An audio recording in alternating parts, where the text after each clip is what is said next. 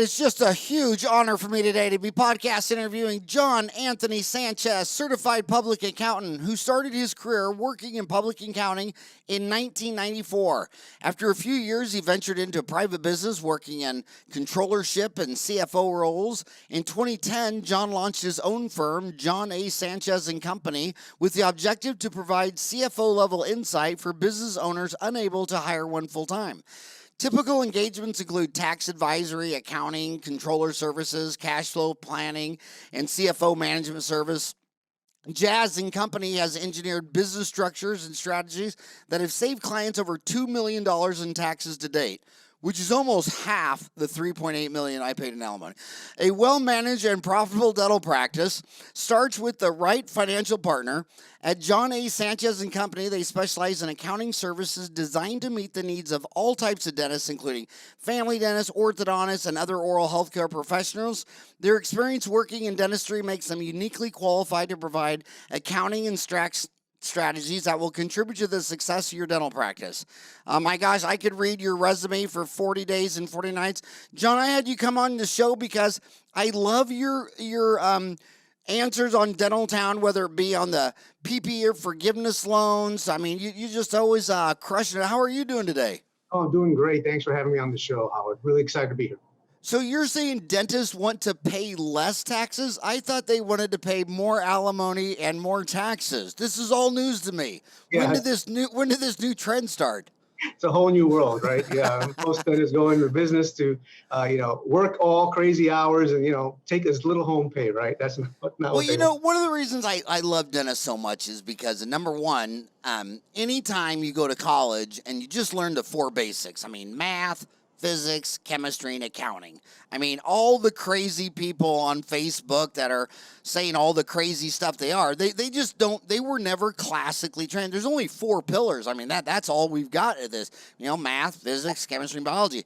Right. But the dentist, man, they went to school 8 years because they got empathy. And when you got a toothache, they're like, they'll come in after work and they'll get you out of pain. And everything that made them go to school for 8 years has nothing to do with everything you do CPA. They never know their numbers. They're so bad on their numbers. Not to be rude, but it must be a hard job to have with a bunch of dentists who just want to do a root canal and don't want to talk about their overhead. How do you navigate that? Yeah, it's pretty textbook. It's great that you bring that up, Howard, because I in my conversations with various dentists, they fall into the two camps in my mind. One is the owner-operator. They're in this, and they are the only producer. They are in there 50, 60, 70 hours a week, and they are generating all the income, not leveraging a whole lot of other dental professionals in their practice. And then they're wondering why they're paying so much in taxes and they don't have a life. So then there's the other camp where I call the entrepreneurial dentist. And those are the really successful guys and gals that they figured out how to leverage they've expanded their business to the point where they realize, first of all, this is a business. So I'm going to approach it as a business, delivering excellent care, but also knowing how to structure their business so that it isn't overwhelmingly taking over their lives. And I say that tongue in cheek. 2020 has been kind of a little weird year with COVID, but they figured it out. And I tell you what, this is something that it was a light bulb that went off in my head a few years ago, talking to one of my most successful dentists. I asked him, listen, what made the difference in making your practice so successful?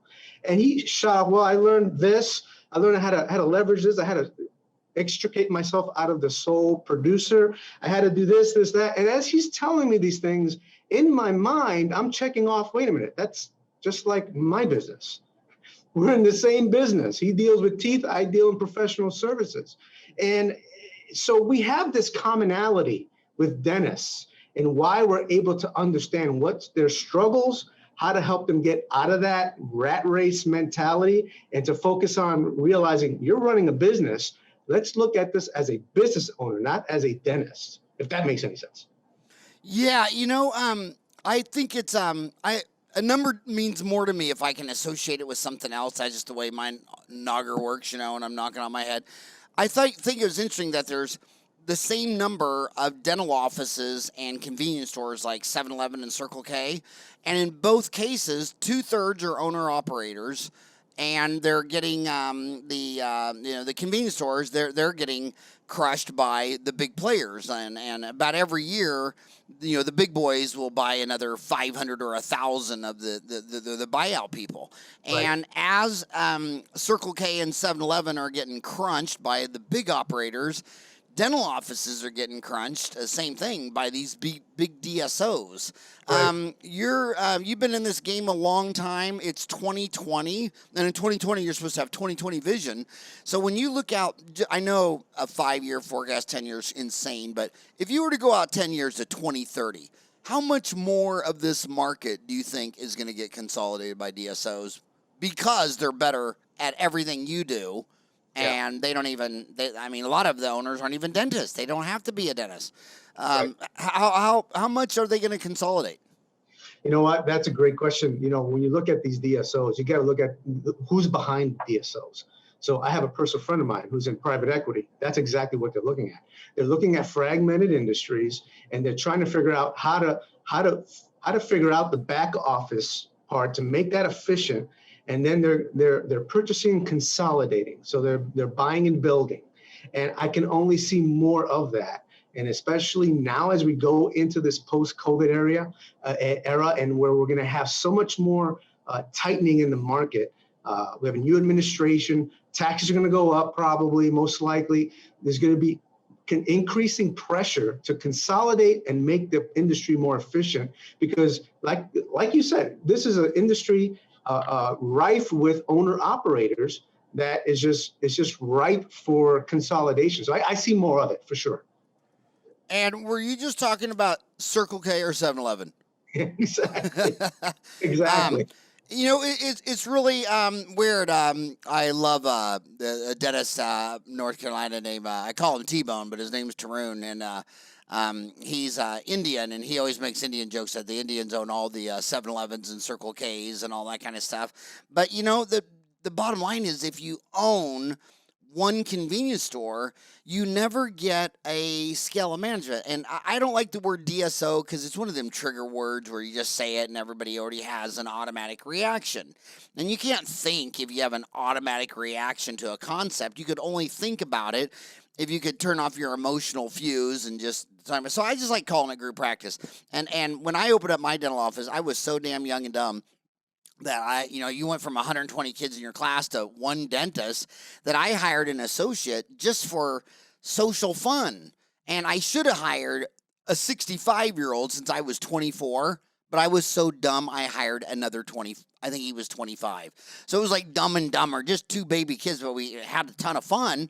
We just didn't know anything. But when you go, so it starts off as independent practitioner, and when I see someone drinking 2 bottles of Listerine a day and is found passed out in the parking lot. No, seriously, we all get disease, and he's always practicing by himself because the staff can't stand up to him. But in group practice, it just seems like the competition. If you hate endo, some other guy will help you. It just seems like they're higher psychologically happy. But then if they just move to like a north, south, east, west, like 4 locations, I think that's the sweet spot.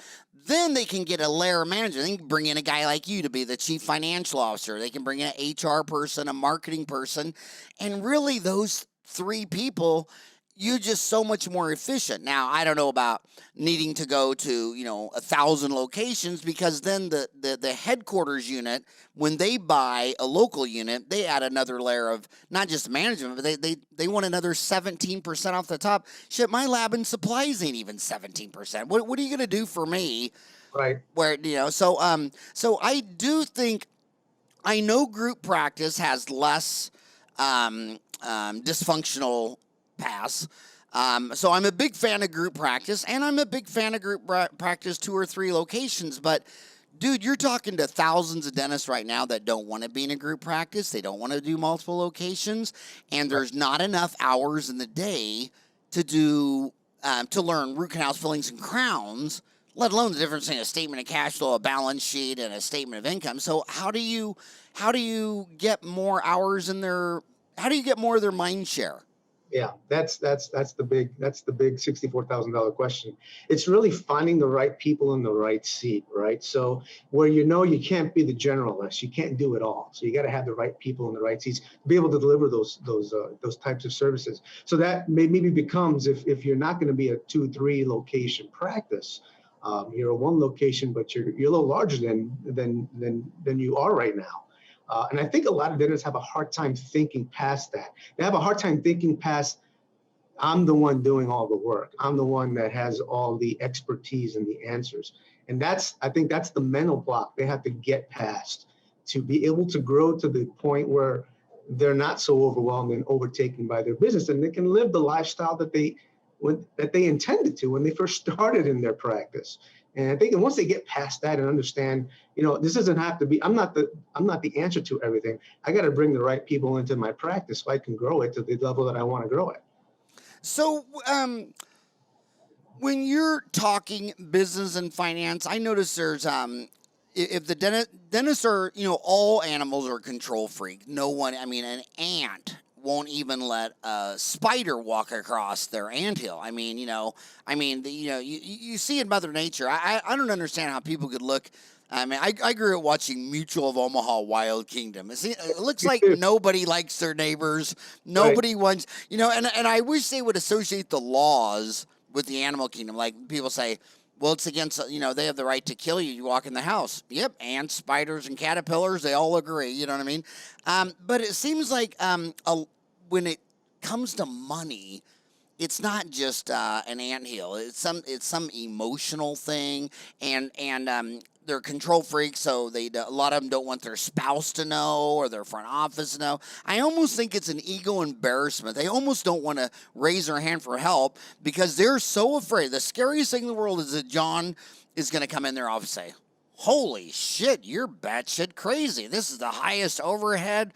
You're the most, unorganized dentist I've ever met. And then they probably just jump off the ledge. Do you try when you talk to Doc to get the spouse in there? You tell her, I'd really like your husband to come to this meeting because it's a family affair, or?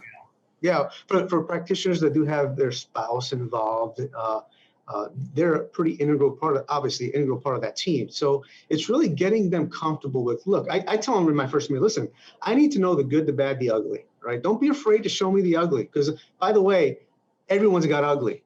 So I just let them know everyone's got ugly. You might as well just, air it to me right now so we know how to deal with it. And so I try to get them comfortable, understand, look, I've seen it all, believe it or not. And I understand the whole control issue. That's huge. I just had a conversation with a dentist a couple weeks ago, looking to change their CPA, and it's just completely unhappy and has a very good reason to be unhappy. But change is just difficult. And I was telling his spouse, who was involved in the conversation, look, I get this. Look, when you change accountants, it is hard. And the reason why it's hard is because you're dealing with a financially intimate relationship, all right? And in any intimate relationship, when you're breaking up, even if it's for a good reason, it's still hard. So I get that. So any change is difficult. And as you know, Howard, human nature hates change, even when we know we need to change. So what brings us to the brink of change? And I tell people all the time, it's only at the point where the pain of staying where you're at is greater than the pain that's going to come with the change that's necessary. And it's at that intersection when we make the critical decisions to grow. And that's pretty much how I communicate that change aspect to new prospects. And they think they get it. When they hear that, they get it, and they know when they need to make that change. Yeah, and that the fastest growing field in economics in the last 20 years has been behavioral economics. About I think the Nobel Committee tried to make a statement about 20 years ago. They gave the pioneer of the guy who was bringing psychology into economics, and it didn't really take off like they wanted. So last year they gave another one to behavioral, because everybody that's classically trained in economics will say, well, all the information is available, it's all priced in the market, and people are rational. People are rational? Are you batshit crazy? Let me show you one thing about how irrational people are. On Dental Town, that's right, I'm bad mouthing and trashing my own homies on Dental Town because that's what I do. There's a thread on Dental Town which I wish you would weigh in on. It's called Stock Pickings Thread. They even admit it. It says Stock Pickings Thread. Let's gamble and have fun. And I wrote on there. I mean, look how dentists are. What do you call an almost impossible bubble? Improbable. What is a bubble's least favorite type of music? Pop. Tesla share price. 2017, 61, 2018, 70, then 66. Now it's at 609. The market value of Tesla is $578 billion, whereas Toyota's 200, Volkswagen's 80, Daimler Benz is 70.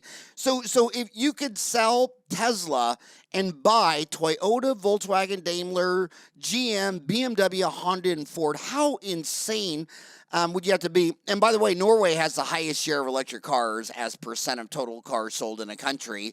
And Tesla used to be their number one car. Now it's not. It's the Audi e-tron because the big companies saw Tesla. Just like when Lee Iacocca came out with the minivan, he only got it for 1 year, and the very next year, every single major car company had a damn minivan. Even Microsoft. 2017, 640 billion. 2018, 850. 2019, 1100. Today it's 1600. And you still have dentists thinking that, I know my overhead's high. I know my 401k is not funded, but you know what I'm going to do? I'm going to cash out my 401k and put it all in Tesla. And I saw the same behavior in 1980. I mean, not 1980, 2000, when every 3 or 4 months, Microsoft, Intel, Dell, and Oracle would like double. And how did that end? How did that? Sometimes I think that instead of just trying to figure out what they're doing wrong, they're just going to go to the horse races and start gambling in stocks, and it's only going to be uglier. Are you seeing any of that? Are you seeing any of that irrational stock exuberance? Yeah, the only difference I see, I completely agree with you. We're getting into areas that are not our strength, right? And we think we know it all. Yeah, that's our that's our Achilles heel as human beings. But the only, when we're not relying on the advice of professionals, right? You brought up the Tesla stock. That was a conversation I had with one of my dentists as well. Fortunately for him, he's not thinking in a bubble. He's actually working with a financial advisor, helping him navigate how he's taking care of his retirement nest egg during this COVID crisis. But why do we do that, Howard? Why do we, we think we're somewhat successful in one area. We think that translates into other areas that we think we have all the answers. That's what boggles my mind at times. I'm glad you brought up the behavioral economics thing, because that is so true. That's even impacted how we deliver proposals to clients. We engineer it with behavioral economics in mind. I love that simple test, and it works on kindergartners all the way to college graduates in grad school. They give you each $100 in ones. And this is a really cool thing. I've done it with my grandkids. And the game is this. I'll play you, okay? So we each have $100, and the rules are this. I can decide how much of this I'm going to split with you. And if you take what I accepted, game over, we're done. So you would think in rational economics, okay, I got $100. I'm going to give you 50, and I'm going to keep 50. You're going to take your 50. We both smile, shake hands, and leave. And that always works. But if I take 90 and you don't accept your 10, it's game over. You get nothing, and I get, I get nothing. So when you would rather just say, well, Howard, you're just being a little bitch, and that's not fair, and I'd rather walk away from $10 than to know that you took 90 of that 100. Well, that's not That's not rational economics. I mean, and when you start studying economics, you start finding out that everything we were classically trained in the 40s and 50s and 60s and 70s doesn't really resemble a human being at all. They're very emotional. Some are risk aversion and some are loss aversion. That's two different types of people. And I wish in fact that would be a great course for you to do, and because in treatment planning, some people, and a big chunk, are more motivated to do whatever it takes not to lose a tooth than risk aversion. They're just like, dude, I'm only here because I don't want to lose anything. So it's really complicated. So you think dentists come in two categories: owner-operators, heavily tied to production operations, and entrepreneurial dentists growing organically and by acquisitions with multiple offices. And which one of these is going to be able to stand up and compete with the DSOs, and which one of these do you recommend that if they get the chance to cash out, they just sell to a DSO? Yeah, that's the difference right there. My entrepreneurial dentists, they know what's going on in the market. They have the DSOs knocking at their door already. They're holding off, and they're saying, why would I sell now? I'm making a great living. Let me just milk this as long as I can. When I'm ready to hang it all up, I know I've already built something that the PE groups, DSOs out there, they want it. I'm just going to make it even more better, more profitable over the next 10, 15 years. That's the difference. Those are the guys that are going to do well. The owner operators, not so much. And I'm concerned about those owner operators because, as a business owner myself, that's probably their biggest asset. And it's kind of heartbreaking to think about the fact that they're going to come to their retirement age and looking to sell this thing, and they've kind of banked all their pennies there. And I'm afraid they're not going to get as much as they should if they'd have been a little more entrepreneurial thinking as they were building their practice. So, humans like Tesla. I mean, here's dentists with 8 years of college. There's an oral surgeon on this thread. So after dental school, he went another 5 to get a DDS-MD. So he's up to 13 years of college. And they just say things that they'll say, well, Tesla's not an auto company. It's a I don't know if they're having a love affair with Elon Musk. They'll say, it's an Elon company, but you're like, dude, the numbers, 80% of their revenue comes from automobiles. How could you not call this an automobile company? And, and a lot of them, and you're probably going to punch me next time you see me, I'm going to say, like, a lot of them believe that they'll get a Tesla because it's a business expense, and you should know whether a car is a business expense or not, because weren't you actually born in a car? That's right. You bring that up. That's the truth. That's the truth. I gotta hear. You gotta tell your story about being born. How the hell are you born in a car? My mother was getting ready to give birth. She, the birth pangs came. Everyone jumped in the car. I grew up in the South Bronx, New York. So they're driving, as the story's told to me, they're driving through the streets in New York trying to get to the hospital. And actually, when they pulled up, it was too late. I was literally crowning, and they had to. I'm told the doctors had to bring the machinery and everything out to the curb to deliver me. I didn't quite. I made it to the parking lot, but not into the hospital. So I was actually delivered in the back seat of, I think, my uncle's car. And I bet the only reason you made it safe is because your mom had a St. Christopher's medal hanging on the rearview mirror. Did she? Which is why I don't have to ever be a good Catholic, because my confirmation name was St. Christopher. And when I'm in school, they decanonize him. I'm like, Mom, I'm decanonized. My guy's over. And but anyway, I do want to clarify. I was born in a car, not conceived in a car, just to be clear. Oh, that's how we're different. Okay, now I know how we're different. So I mean, there's dentists that actually say, well, why not buy a Tesla if it's a business expense? I mean, I own my own office and I drive to work each day. And I always remember the one tax accounting class I had in my MBA, they always, the joke was, well, everything's tax deductible until you're audited.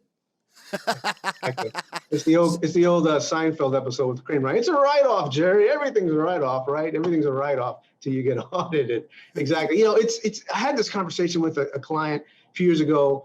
He had some profit, and he said, if I buy an SUV, $50,000, can I write that off? So I go, Potentially, yeah, but why would you buy something worth 50,000 to save 20,000? You're still out of pocket money. It makes no economic sense. So, sometimes I think we get this idea of, write-offs. But at the end of the day, you're still out cash, and that's probably not a smart decision. Now, if it's something that you need to buy, we're having these conversations right now with all of our clients. All right, what expenses that we already anticipated for first quarter 2021 can we pull into fourth quarter 2020 to do some tax planning? But if it isn't anything you weren't planning, there's no point in hurting yourself cash flow wise, and it's got to have a business purpose for sure. So you're in what's it called? Auburn Hills, Michigan. But for my homies around the world, you're in Detroit, right? How far does it take you to drive from Detroit? Yeah, it's about 45 minutes northeast of Detroit. Yeah. Which is the coolest damn city in the world, because if you drive north, east, or south, if you want to go to Canada from Detroit, you drive north, east, or south. And it's just crazy how it's tucked in there. But first of all, give us a everybody in the comments on Dentaltown, on Dentistry Uncensored, in the YouTube comments, or an email howard@dentaltown.com. They want to update on COVID-19 in your backyard. What's COVID look like in Detroit right now? Good question. I have actually some family in the medical field, so they are seeing. Capacity is getting lower. So there's more cases. They're seeing more cases. And you're hearing a lot of that in the media, right? The spike in cases. And, it's sad to see what's going on as far as the death, but the reality is that there's a overwhelming more people, recovering from this than aren't.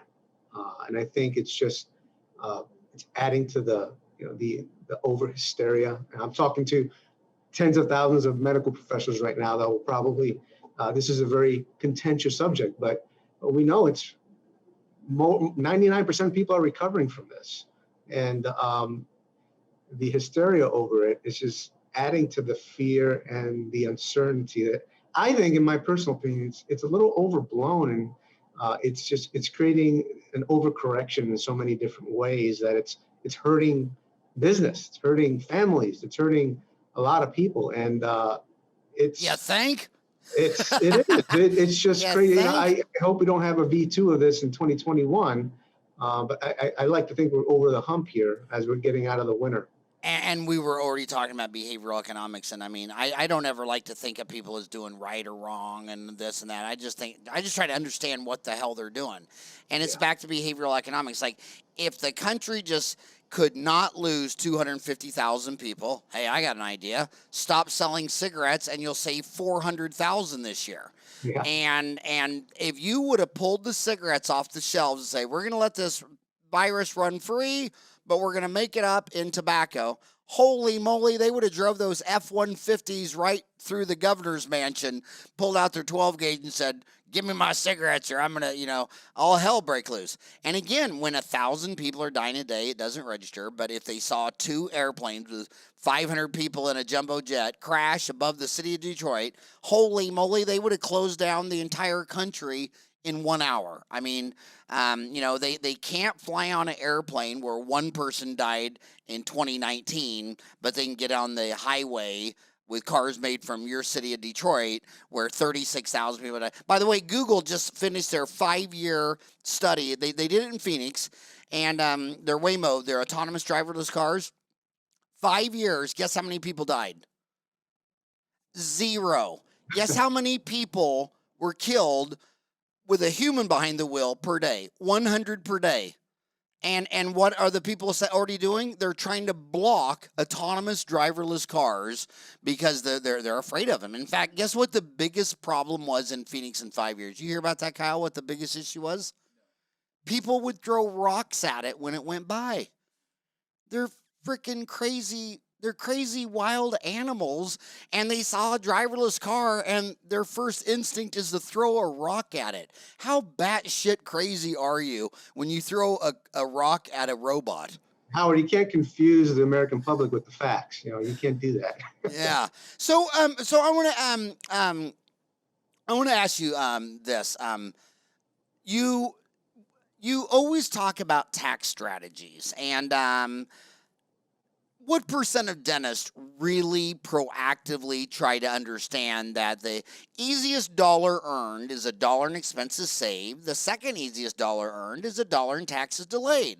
The hardest damn dollar you'll ever make is doing an MOD composite on tooth number 3.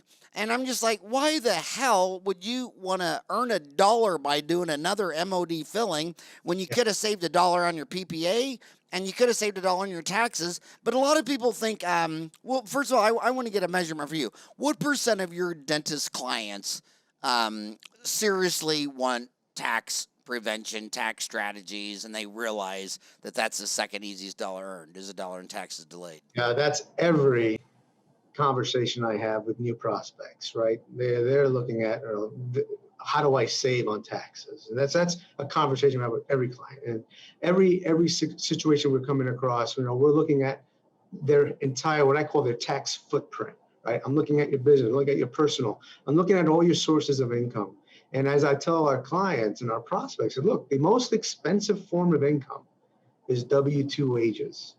The most expensive. So the question now becomes, Say it again. The most expensive form of income is W-2 wage. So okay, I got a lot of dental kindergartners that are still in dental school. So explain it to them like they're still in sure. dental school. What So you said they're the in most their practice, they're paying themselves weekly, biweekly, a paycheck, and they're withholding taxes. That is the W-2 you get at the end of the year. Your wages and working in your business. That is what we refer to as your most expensive form of income, because that gets the most taxed. So the next question we ask is, okay, how do we look at your whole business, every form of income, your practice's profitability? How do we structure it in a way to minimize the tax impact of your income?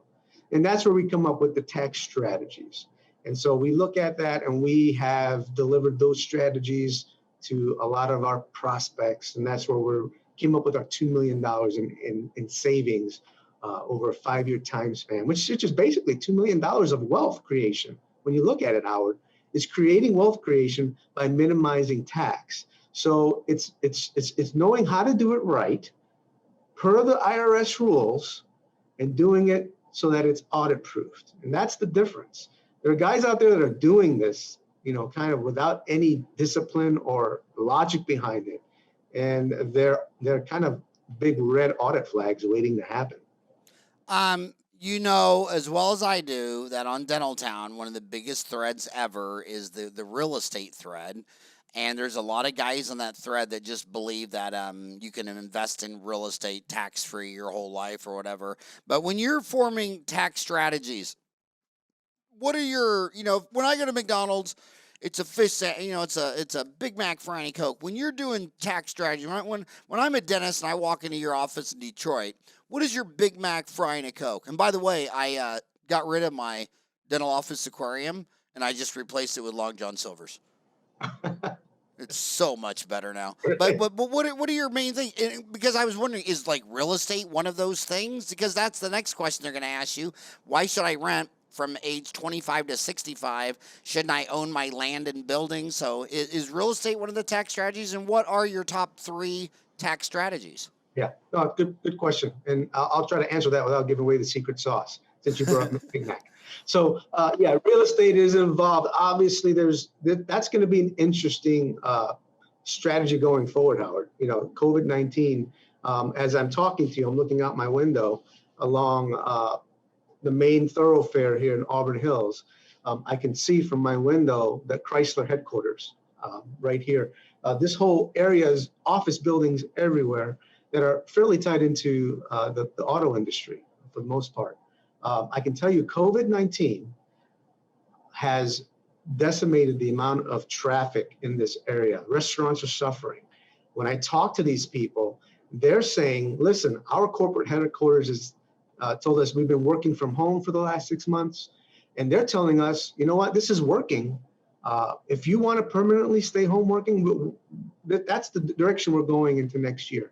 And I say all that to say it's going to be interesting to see the impact on commercial real estate in the next year or two, because the world is realizing, we can be just as productive, sometimes more productive, having our people working from home than coming and paying, $20, $30 a square foot for a 5,000 square foot office. So real estate's going to be interesting. There may be some buying opportunities going forward. So definitely it's going to be kind of a weird situation going forward. So real estate, we're really looking at how, when you say what my Big Mac fries, what my menu looks like, it's really looking at each individual dentist situation, and how profitable their business is, how they're paying themselves, and how we can change how they're paying themselves to minimize the tax and help sock away money for retirement. And that's where a lot of the savings is. So then I'll ask my clients, so listen, if we structured it, and by the way, on average, we've been seeing anywhere from $8,000 to $15,000 a year in tax savings strategies that we're doing for a lot of our prospects. What I tell them is, okay, how many root canals do you need to do to equate to that $15,000 in annual savings? Think about that. On average, you're probably looking at a multiple of 5 to 6. Right? How easy is it to get more revenue at a 5 to 6 multiple to get that savings? Not very easy. But here we are, being able to put strategies in place to effectively save those clients thousands of dollars a year in taxes. And then how they deploy it, is really up to them. And interesting. My gosh, back to numbers. The big thing in dentistry right now is a bunch of dashboards, and the dentist they don't even know why they don't have a dashboard or need a dashboard, and the reason is because their Dentrix doesn't hook up with their Peachtree account, or their Peachtree accounting, QuickBooks Online, TurboTax, and my gosh, it's still the number one selling computer system out there.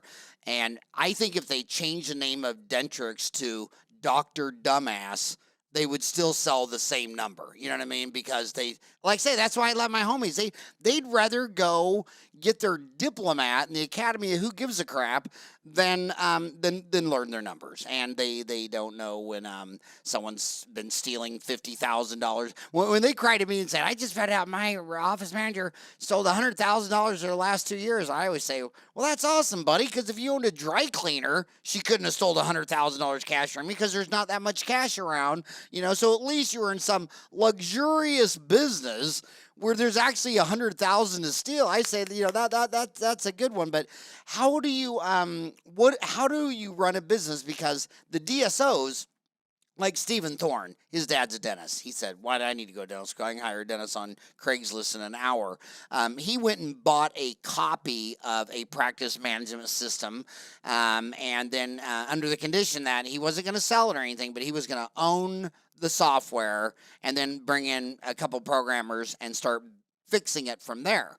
And he told me, he laughed. He's like, when he first got the copy, he's like, are you shitting me? This is, it's like everything is about dentistry and nothing is about accounting. So how do you bridge the gap between Dentrix and EagleSoft and Open Dental versus QuickBooks Online and TurboTax, and how do you like the information sent to you? Do you like to dial into my office, or do I send you a CD-ROM or an email file? How does this work long distance, especially with COVID-19 where everything's virtual? Yeah, so all of our clients' accounting is in the cloud, on QuickBooks Online. And what we do is, for the dentists that are working with EagleSoft, Dentrix, some are on Open Dental, they're managing their numbers from there, understanding the top line revenue. When it comes to the accounting part, we're more generalized there in how we're doing the accounting, because that's in the eyes of the dentist, that's just for tax purposes. So, but in managing the practice, looking at the numbers, the more granular source of their revenues from within their practice management software. Now, I'm with you. I would love something that's going to be integrated, that the books, the QuickBooks, whatever accounting software we're using, reflect what's happening in the practice management software. And I know you're a big fan of Open Dental. I've started looking into that for the last couple of months. I'm looking into ways we can start figuring out how to integrate that into the QuickBooks Online. I know there's some integration there. I'm starting to learn through it. I like to see more of that integration working so that we can deliver it not just at the top level, the practice management level, but within the books themselves. But you basically have a bifurcation there. So you're managing the practice from the practice management software, but the accounting part is just kind of more generalized. I love the way you say that the dental office software and QuickBooks Online, or what you say they were disjointed, or Yeah, it's not integrated as they're well. not integrated. That's a lot nicer than saying bipolar, schizophrenic dental office with multiple personalities. I like the way you did it. So let's go through. The only reason I switched to Open Dental was the same reason Jordan Sparks, a dentist in Oregon, started Open Dental, and that was when he tried to when tooth whitening came out, he wanted to download his patient addresses to labels to print it out to a marketing piece, and he found out not only could he not do that, but they had programmed massive walls around it for no other function than that. So he called up the guys in Utah and asked them about it, and they're like, well, yeah, that's, and Dentrix told them the truth. Dentrix said, well, that's our data. He's like, it's your data?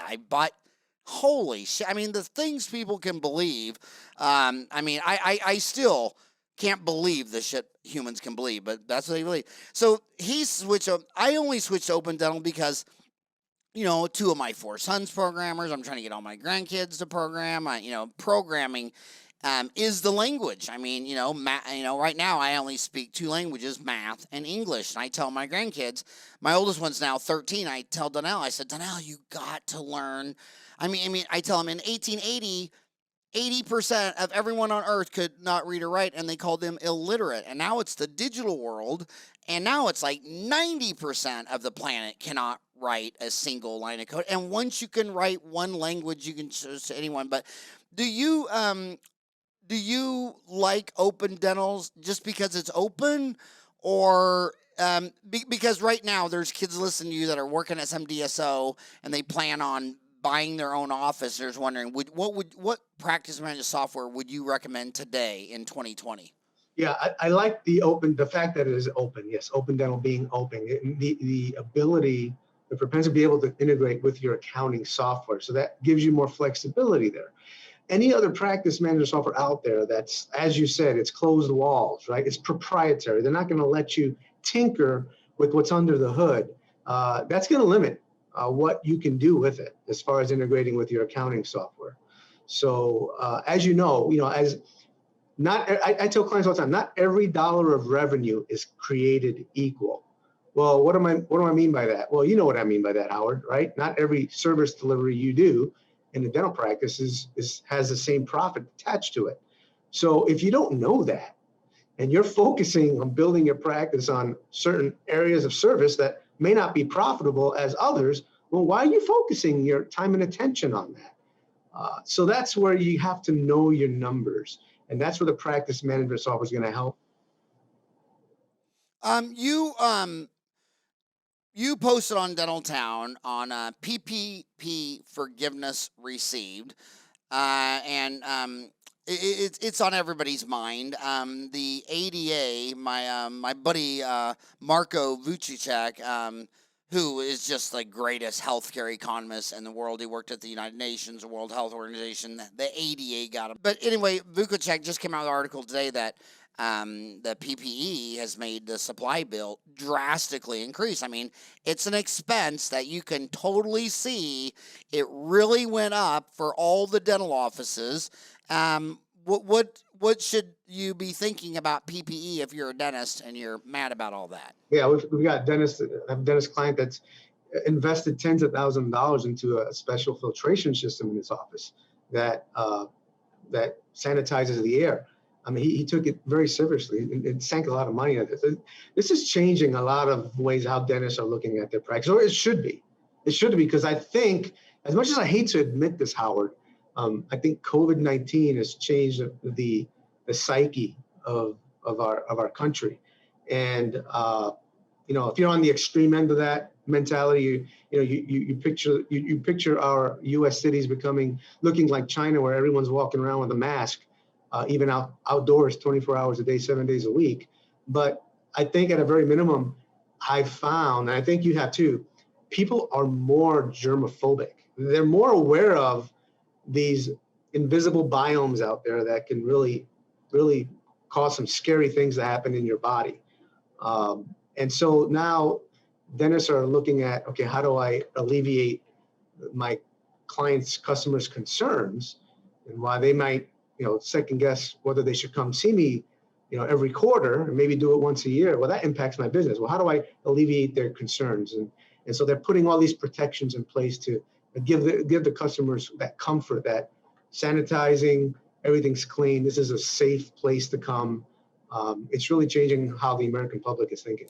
Yeah, and also the thing you got to do, kids, when you say the next stock market correction. I mean, come on, it's completely insane. So if you're a young kid and you got your pom poms on and you're cheering for Tesla, I mean, it's fun to be young. No doubt about it. Yeah. But you can't be a grandpa with a 13-year-old grandchild and not see them dancing on the edge of a cliff about to be blown into the Grand Canyon. Do you think dentists should cross their fingers that there's a chance that there's going to be another stimulus package out of Washington, D.C. and the Federal Reserve soon, and are a lot of dentists counting on PPP, loan forgiveness, and all that kind of stuff? Or do you think it's going to be more like every single article in the Financial Times, Investors Business Daily, that the amount of counterfeiting and stimulus, I mean, they just printed $3 trillion in March. I mean, they didn't go out and raise $3 trillion in taxes. They added $3 trillion to the money supply. In fact, they don't even have to print paper anymore. It's a computer deal. I mean, someone at the Fed can sit down and send $3 trillion to an account, and we are in completely uncharted waters like never been before. But what should the dentist be? I try to coach a dentist, be prepared for the worst case scenario. If you can survive the worst case scenario, you're good. But a lot of them are pouring money into Tesla. Young kids are saying, well, they're going to get rid of $50,000, your first $50,000 of all the student loans and all this PP. So where should the rational mind be thinking right now on December 15th, looking at their accounting overhead and reports, and what should they what should their expectations be? Here, good question, great question, Howard. Looking at what's going on in Congress right now, right? The current COVID-19 relief package that's being debated, that may potentially something may move today. I don't know what's going to happen this week. They had to the end of the week to come up with some solution. There's a potential version 2 of PPP loan, but that's going to be only for those businesses that have been impacted, at least as it's written right now, by 30% of revenue. So it's not going to be as available as it was previously. But again, who knows what iteration is going to, once it gets spits out of Congress. I would encourage everyone in this bill, if I can add this, Howard, as I've posted on Dental Town, the PPP loan, as is written, the expenses you're using to qualify for forgiveness, you're not going to get a deduction for. That's how the law is written. Say that again. Say that again. The expenses you're using to qualify for forgiveness of your PPP loan, you cannot deduct on your tax return. So you're basically paying for the PPP loan forgiveness. It's basically becomes taxable. So everybody, conversations the last 6 weeks I've been having with all of my dental clients, all of our clients said, listen, your PPP loans, drop it to your bottom line. That's taxable income to you, because for the most part, I haven't had any client right now that hasn't qualified for 100% forgiveness. So we're having to tax plan for that, which means we may need to pay some taxes to cover ourselves because we got whatever, $50, $100, $200,000 of extra income that we didn't think we'd have to pay taxes on. With the COVID-19 relief bill that's in Congress right now, if that gets passed as it's written, they're correcting the language to allow for those deductions, which would solve that problem. But again, that all depends on Congress passing, cooperating and actually doing their job.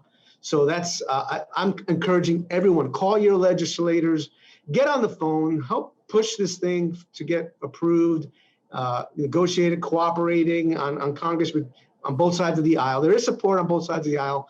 It's just a matter of pushing it over the finish line, because that's going to be the biggest relief to a lot of our business owners, getting those deductions and not losing them. My mom is still upset that they stole the election and the vaccine is a hoax. And my gosh, it's just in my own family. I don't know how crazy your family is, but this has really shown a side of America. I don't know if I really even wanted to see this side of America, but these are incredibly strange times, aren't they? It is bizarre. Yeah, they're very, very bizarre. I want to go to another question. On a thread, help making sense of profit and loss statements. You say a true sense of opportunity would be revealed in the practice manager data. Where are the follow-up care service opportunities that will not reflect in a P&L? I have seen plenty of practices look like garbage on a P&L, but a deeper dive into the customer care files revealed huge untapped revenue opportunities for a dentist ready to hustle. And I love it when you say the word hustle.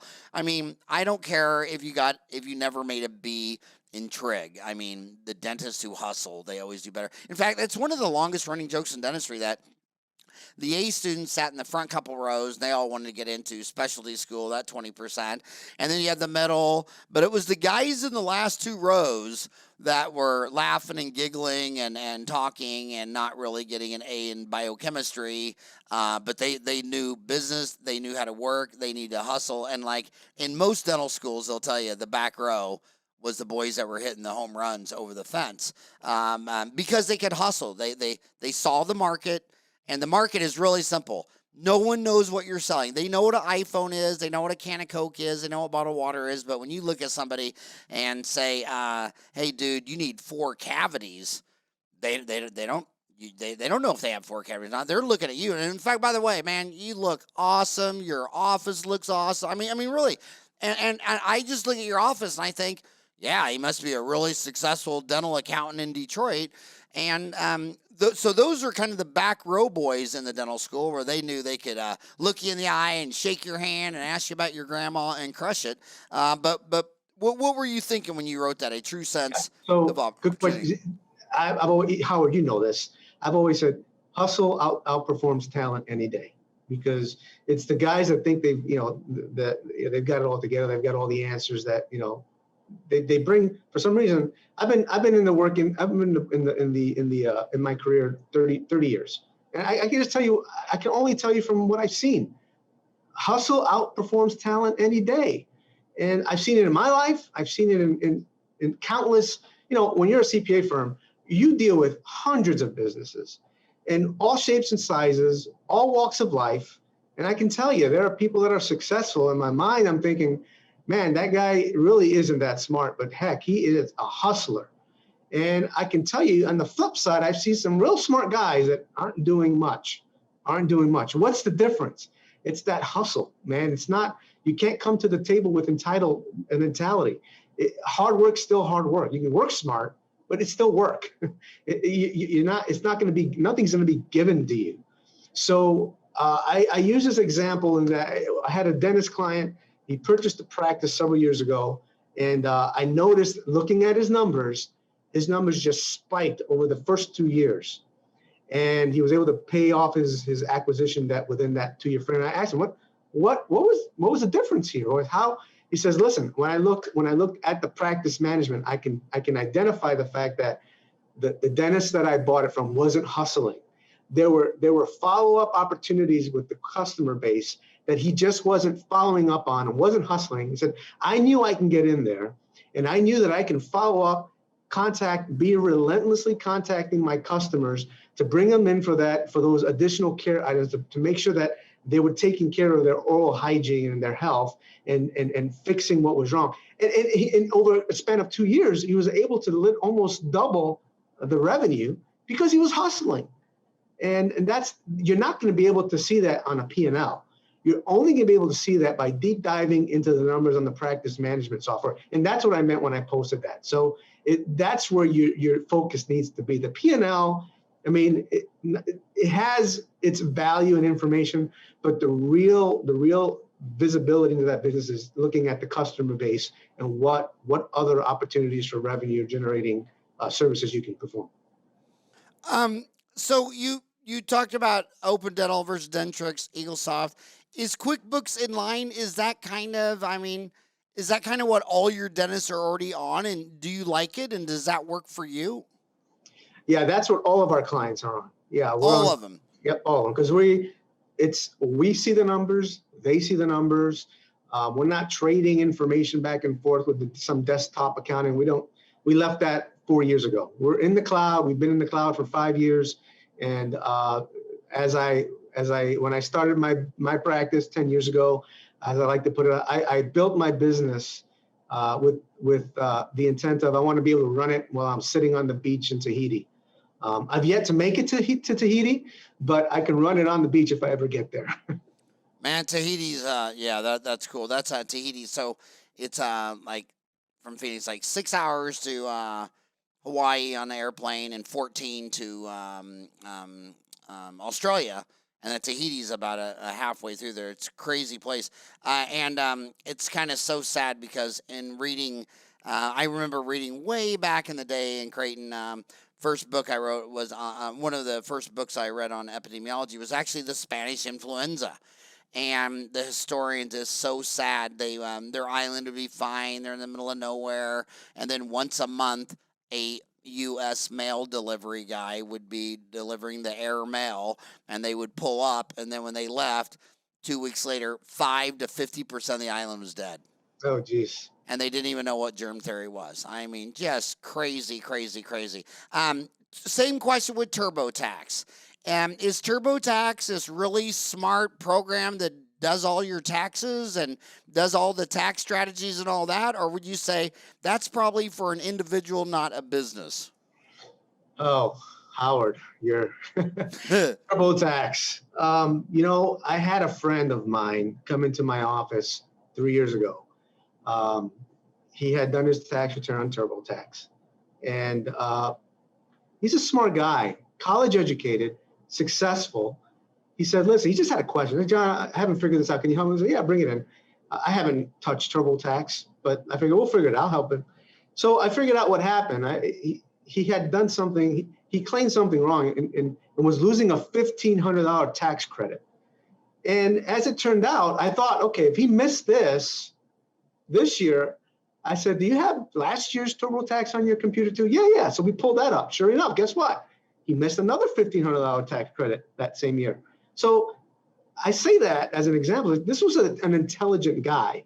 This was not a guy who was, high school education and barely can, read or write. This guy was a smart, educated guy, and the tax software still failed him. So, that's my confidence level in the tax software. Unless your situation is incredibly simple, a simple W-2, maybe in standard deduction, or maybe you're a retiree, maybe that works for you. But man, if you're a dentist, you own a business, I wouldn't be touching that with a 10-foot pole. You're really gambling with potential overpaying in taxes. The other thing that just drives me crazy, which by the way, it's not a long drive. I mean, it's be like you just going from Detroit to Canada. Is dentists they go get a job and with Frank and some old dentist, and he pays them as an independent contractor. And this dentist straight out of school, and he's making bank because he doesn't know what a W-2 is. He's not having his FICA taken out ahead of time and paid to the government, and then the employer matching it. And he doesn't even think about taxes till about April 9th, April 10th, maybe April 13th. And then he finds out he owes the IRS like 40 grand. He's like, dude, I don't have $40. So I mean, I've been seeing this for 32 years, and then forget that scenario. Then the other same scenario is, I really don't think most of my friends that are dentists really get into tax mode until about March. I mean, so can you do 1 year of tax strategy and planning the night before my taxes are due on April 15th, or do I have to actually start on April 14th? Yeah, I try. You know what? If for our clients, you know, if we haven't talked on April 1st, it ain't gonna happen. You know, we're proactive, right? So if we give that consideration to our client, we expect the same in return. So those conversations are not happening once a year with our clients. They're happening at least 3 or 4 times a year. All right. So that, as I tell our clients, look, April 15 comes, there's no surprises. Why are there no surprises? Because we've already talked about it 3 or 4 times the year prior, and we've planned for it, and we know what to expect with very little difference in results. So yeah, that's not an issue we're going to have with our clients, because look, nobody likes delivering bad news more than I do.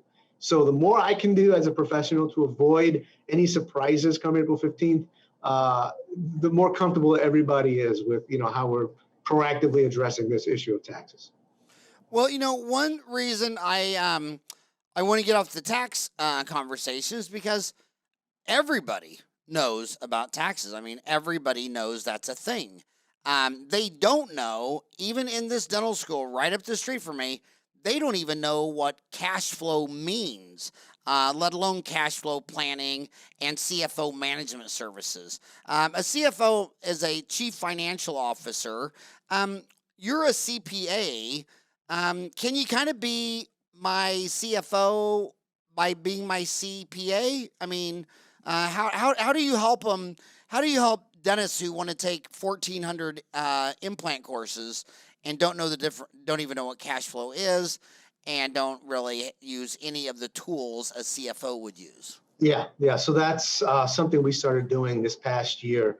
We've been doing what we call our cash flow planning services. And what we do there is we meet with our clients either every week or every other week. And it's a 1 hour meeting.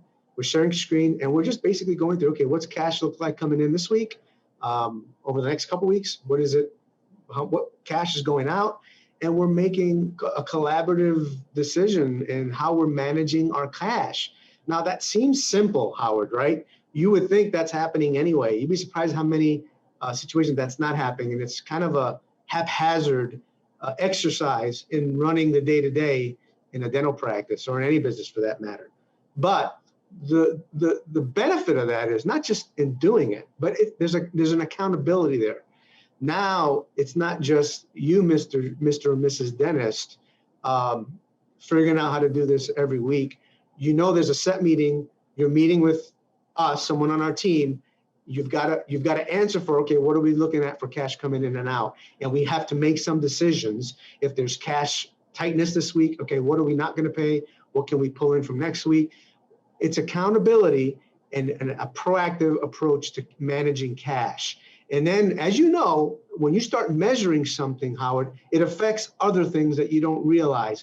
So now when we're actively managing cash on a week-to-week basis, now we're setting goals and, okay, how much should we set aside for working capital? What is our goal over the next 12 months? How many weeks of cash do we want to have on hand? And now we're planning for that. We're setting that aside as we're managing cash week to week. So that's kind of where we're having more of an intimate conversation throughout the month on managing cash. And that's the biggest challenge in any business. I tell clients, look, Apple Computer almost went bankrupt in the 80s. Why? Cash flow. They were profitable. It just didn't have enough cash flow. And if it wasn't for Microsoft stepping in and giving them an infusion of millions of dollars, it's funny, we wouldn't have the iPhone today if it wasn't for Microsoft, ironically, right? Cash flow is king. And if we're not managing that effectively, it can make the difference between success and failure in any business. You know, I don't want to be a mean guy, but I think this joke is so funny. You know, a controller and a comptroller. A lot of dentists have asked over the years on how, what's the difference between a controller and a comptroller? Well, it's the same thing, but the controller is more frequently found in for-profit businesses like DSOs, while the comptroller title is more commonly found in government and nonprofit organizations like owner-operated dental offices. How mean is that? Is that I've heard that. I've heard you say that before. And they just crack. Is that a owner operated? That is so mean. But seriously, The DSO people, like for me, I hired my bookkeeper, Lori, 20 some years ago in the parking lot of my dental office. And she sat next to me, and she's the bookkeeper and all that kind of stuff. But then came Stacy, then Suzette, and then Janine. We're large enough to have a layer of management. These guys got two hygienists, two assistants, and two girls up front. And they're just, when you're that size, when you're $750,000 a year or more, that dentist, my God, he's got to learn root canals, fillings, and crowns, but he's got to have a flair for marketing. He's got to be able to understand his website and SEO. He's got to get in new patients. He's got to do all the tax. There's just too many damn hats to wear. And then he gets frustrated. And if he gets too frustrated and maybe it doesn't have the best genes in the world, he starts drinking and overeating. And I can remember sometimes when I was young, I'd come home and I was so stressed out of my mind, I'd eat an entire pecan pie. I just take the pie and a fork and just eat the whole damn thing. He's stressed out of his noodle. He's way over his head. How could he talk to you? And by the way, this isn't a commercial advertisement, but how could he contact you to talk to you? Because I think a lot of them don't want to get consultants because they're embarrassed. They always want to be the guy that did something proud, and everybody's like, oh, he's an Eagle Scout, he's a doctor. Not like, holy shit, your labor is 32%. What are you, brain dead? Did you have a head injury when you were skateboarding? Do you ever remember having like a tumor-sized swelling behind your left eye? How does he reach out to you in a safe way to talk about his nightmare? And furthermore, you're in Michigan. Do you do accounting in Texas and Arizona, or are you all Michigan? Yeah, no, we have clients all over the country. Yeah, no, that's a good question. Our website, asanchezcpa.com. You can go on there, book a consultation. We'll meet. We'll have a Zoom meeting. Get to know you, Mr. and Mrs. Dentist. What are your goals? What's your appetite for growth? Right. I get an idea of what your ambition level is. Right. And so it's a 2-meeting approach. Our first meeting is me getting to know you. I'm going to ask a lot of questions. I'm going to get an understanding of where you're at, where you come from, and where you want to go. And I'm going to ask for a lot of information from you, because there's going to be a meeting number 2. In that meeting number 2, we're going to talk about 2 things. I have 2 proposals. One is what we have, our upfront advisory proposal. And this is what we have for all our new clients. I've looked at your numbers. I've looked at your tax returns. I've looked at your tax footprint. And this is some solutions I can come up with to help you get on the right track, tax savings, whatever that looks like.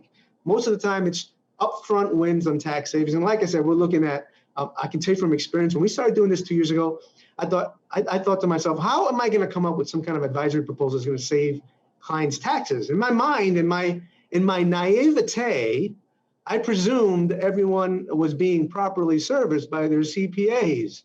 What I found is they've not taken advantage of some hard, easy strategies that are hard written into the tax code. And then we take some creative approaches as well that are completely safe to take. And I can tell you, we found anywhere from $8,000 to $15,000 in annual tax savings. On the high end, I think we had one outlier, $30,000 a year. I mean, that was just a guy that just was not being advised well at all. So that's a proposal number 1. Advisory, this is your tax wins, average savings per year, and that'll be priced at a certain significant ROI, let's put it that way.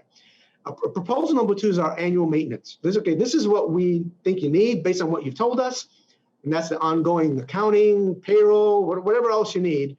This is the amount that's going to cost per year, divided by 12, that's your flat monthly fee. That's it. Unlimited email, phone support. I don't want my clients worrying about, well, I've got a decision to make, but I don't want to call my CPA, I don't want to get billed. I completely eliminate that by doing a flat monthly fee, which includes all the support you need for any questions, because I want them to call me. Howard, I don't want a client making a bad decision because they were afraid to talk through it with me. I can't undo a lot of problems, right? There's only so much I can undo after the fact. So let's address it proactively, because that's what we're looking for. We want a long-term intimate relationship with our clients. We want to help them achieve their goals. And at a minimum every year, we're having a goal setting meeting. So that's, what are your goals? And I'm not just talking business. If you tell me, look, my goal for next year, I want to take my family to Europe. Great. What do we need to do in your business to make that happen? That's the kind of conversation we're having with our clients, how to help them achieve their goals. Because after all, at the end of the day, the whole reason why I went into business, the whole reason why you went into business, because we had certain goals we wanted to achieve in life. And that goal wasn't to work 50, 60, 70 hours in our business and being a slave to our business. There were other goals bigger than our business that we wanted to achieve. And that's what we want to help our clients with. And you know, that European vacation deal, I actually did that with my family back in the day, and they all found their way back home. I couldn't believe. God dang, dropped them off in the middle of Europe. I want to ask you a specific deal.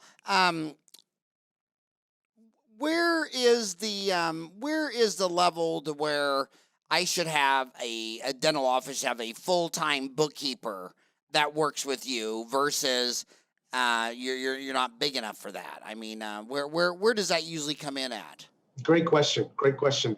I found from what we've a lot of the conversations we've had with dental practice owners,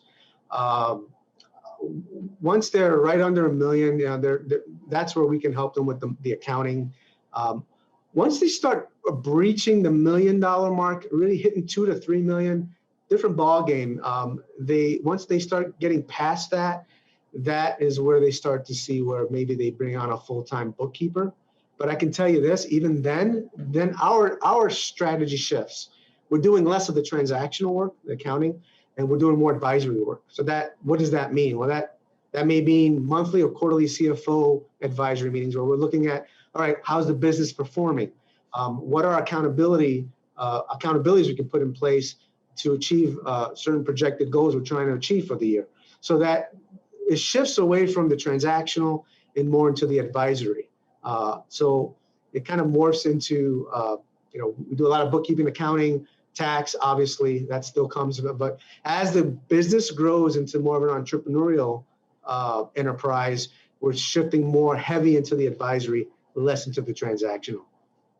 You know, I love dentists. I really do. I like the way they think. I always say, well, where did you find your accountant? Oh, I asked the priest at St. Mary of Aquinas, and she recommended Tom. And that I love that because, you know, you got a character reference. But my God, it's all about specialty. I mean, in 2000, there were no specialties in medicine, and it was 1% of the GDP in 1900. By 2000, it was 14% of the GDP, and there were 58 medical specialties. We had 9. Now it's 2020. Dentistry's up to 12 specialties.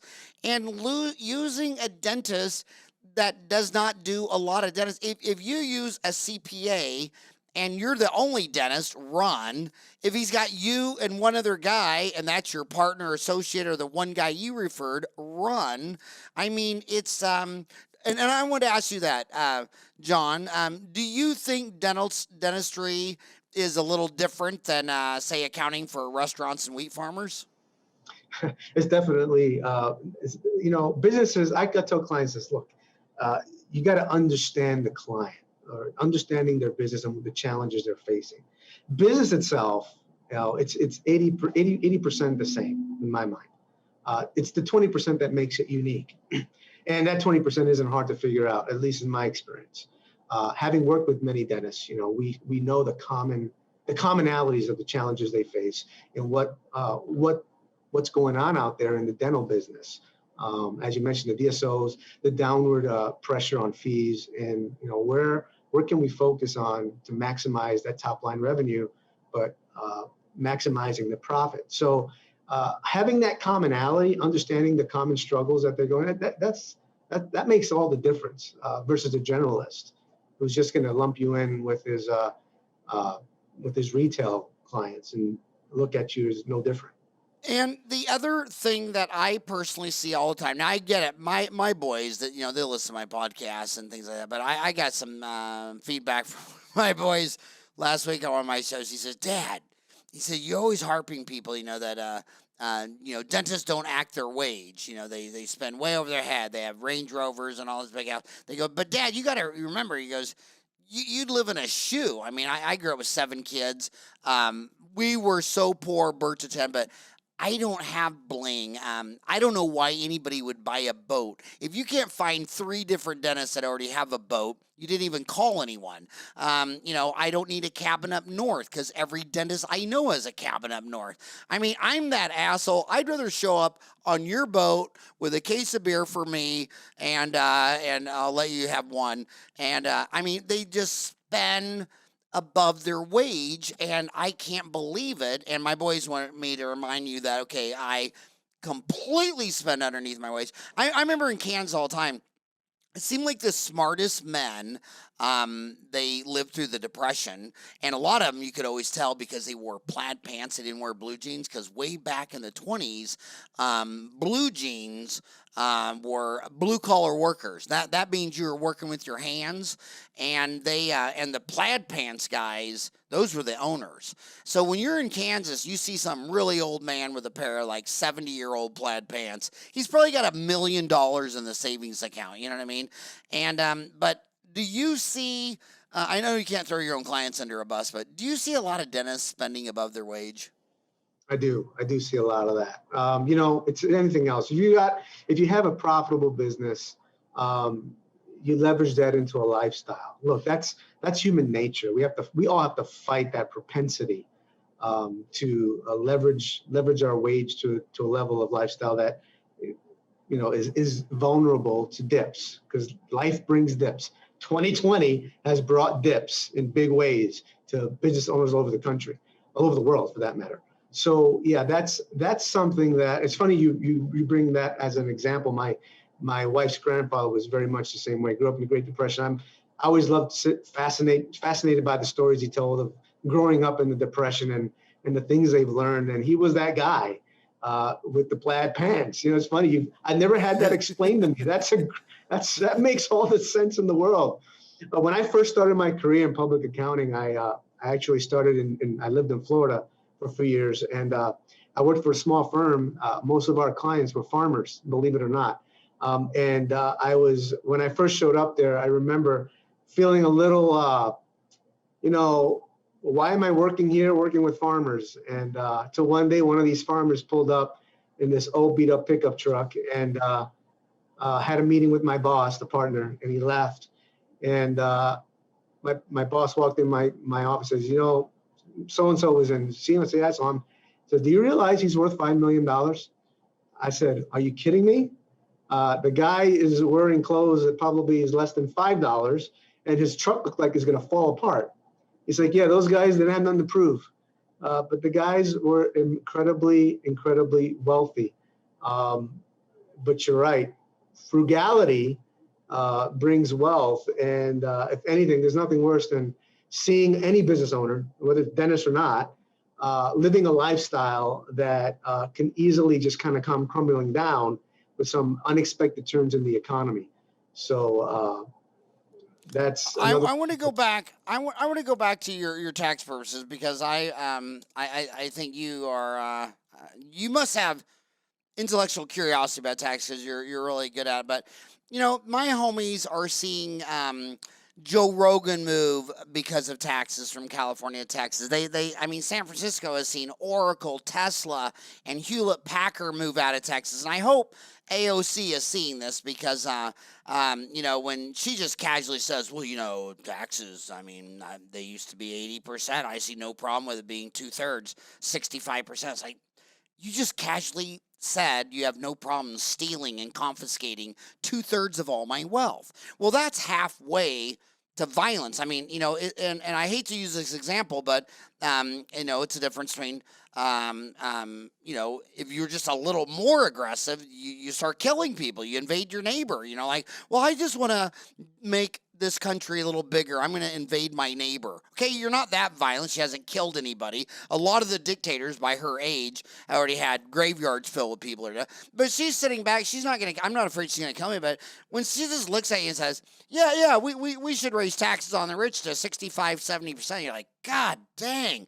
And now dentists are on Dental Town under finance and taxes. They're saying, I'm in California. I have an S-Corp. I'm hearing of people setting corporations in other more tax-friendly states. Is that possible for dentists? That's interesting, because you've got a situation right now where tax is front and center in our daily discourse in Congress. With, we've got this huge progressive socialist movement, whatever you want to call it. I was just reading a tweet this morning, AOC saying let's tax the rich, and my initial reaction was, who said the rich weren't paying taxes? They're paying most of it. I don't understand. So there's this wave going on in our country, and it's concerning. I don't know at what point we stop learning the history of what socialism has brought to this world, and why that all of a sudden is now the solution. I don't understand it. Yeah, if you this isn't politics. I'm talking to dentists trying to be owner operators. I mean, if socialism is a great Margaret Thatcher said socialism works well until you've ran off all the rich people and bankrupted them, and then it doesn't work very well. If you could just tax other people for their money, well, Africa has 58 countries. Why don't they just start really taxing the rich there? I mean, and it's not about this or that. It's about the fact that it doesn't work. Right. And the other thing, but that doesn't even bother me that it didn't work. What really pisses me off is she doesn't realize is that all of those policies created the problems. And then the people go back, oh, no, I'll give you some clear examples that throw my own homies under a bus. I mean, if I'm going to punch first, it's going to be a dentist right between the knees, right? And it's going to be like, now you say, well, the poor people can't afford dentistry. Okay, socialists, why can they not afford dentistry? Because you set up all these government state boards who said that the only way you could open a dental school or have a license, it's all through the government. Yeah. And I'm across the street from the Guadalupe Indian Reservation, and each time some amazing dentist from Molar City comes up to Guadalupe and says, God, there's 25,000 people in there, there's no dentist, there's not one, let alone one that speaks Spanish. I don't speak Spanish. And what will the state board do? They will call the police. What will the police do? Something your mother told you not to do, which is kidnapping people. Do you remember the first time your mother told you, John, your mother doesn't approve of kidnapping people. Don't ever go kidnap them, tie them up, and put them in a cage. My mom told me that. I don't know how old I was, but I think, it was in it was before I had first communion. I learned not to. So they'll kidnap that guy, arrest him, put him in a cage, whatever the hell, and then take it to the border. And it's like, well, AOC, you know why that guy can't have free dentistry? Because of you. So what they always do, same thing with the opioid epidemic. I mean, what do? They ban everyone from buying Vicodin from Walgreens and Deal. So what do? They go buy it from some guy who made it in his bathtub, and it has 50 times more fentanyl than oxycodone. So then you got people like Prince who pay millions of dollars in taxes flying around in jets, but he can't go to Walgreens because of the government. So he buys it black market, and then I don't get it. I don't get a new Prince song this year. And then the government's like, well, we have a really bad opioid epidemic. Dude, when the British showed up to China for the first time, they said, dude, a third of the country does opium.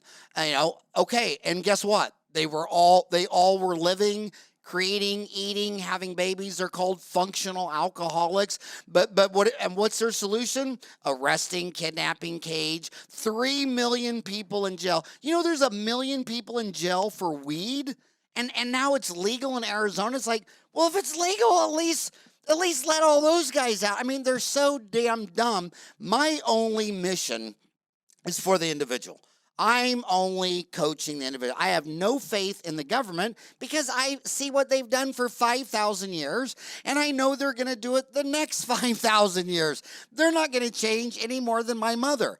So it's not about the last 5,000, the next 5,000. It's about how do you survive in this game. It's game theory. So the game theory is, do you think well, first of all, if my office is in San Fran, can I set up the corporation in Vegas or Texas, or do I have to move my office? And do you think it's going down a route now, John, where it's bad enough to where maybe new grads, when they're doing their demographics, should start looking at the future direction of taxation without representation? Yeah, there's there's an evaluation that needs to be made as to where you're going to locate your practice. So to answer your question, if you're, say, located in San Francisco, can you set up your business in a different state? Well, you're likely not going to be able to. You can do that, but you're not going to escape the tax, because there's a concept of nexus. So if you're physically located in San Francisco or El Paso, wherever it is, you're going to be taxed in that state if that state has a tax. You can't virtually set it up in a separate state to escape the tax. So that's a constant. Nexus is a big driver of where's the income taxed, right? Where are you physically located? And we can get into a real deep down discussion on that, which I'll obviously won't have time to. But that's a very simple answer to that question. But new grads coming out of school, where are you going to practice? Well, they're naturally looking where they came from, right? Where their family's located. But they got to really look at, how the state taxes are structured, and who knows where federal is going to be. Now our presumptive president-elect has said he's going to roll back TCJA, and taxes are going back up for everyone making over. He says everyone making over 400,000, but that's not actually true. Well, let me tell you, the first president I voted for was Reagan in 1980, and the only job of a new president is to make the last president look even better. I can't believe that they've been doing this my whole life. You think, well, that guy, man, that guy, he had a lot of problems. The next guy, oh, I wish we had the old guy back. The next guy, God, I wish I even had that guy back. I mean, that's the only job of a new president, is make you swear to God the last guy was better than this guy, and it just keeps getting worse. Like they gave Obama the Nobel Prize because what did he do? You know how the Congress, when the lower house and the upper house, Senate, declare war, they have to vote on that, and then the president signs off on it? Oh, yeah, Obama, he just set up an executive privilege, a drone assassination plan where for 8 years, every single day, we were assassinating someone without due process, without declaring war, without everything, and he gets the Nobel Prize.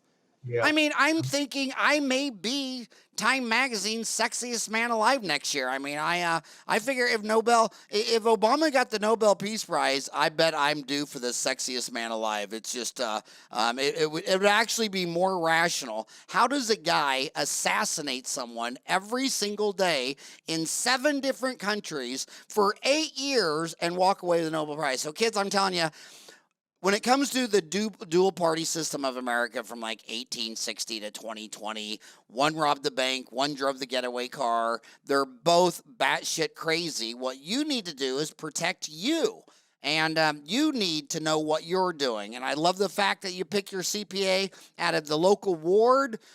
I'm sure he's the greatest man ever. I give you that. I'm sure he's a great, hardworking family man. But my God, if this dentist if your CPA isn't doing, I don't know, I think at least a quarter, like I wouldn't care if the CPA doesn't do as many dentists if all the other people are still in healthcare, like physicians, veterinarians. Like if you'll notice Patterson and Shine, they all have a medical division, a veterinary division.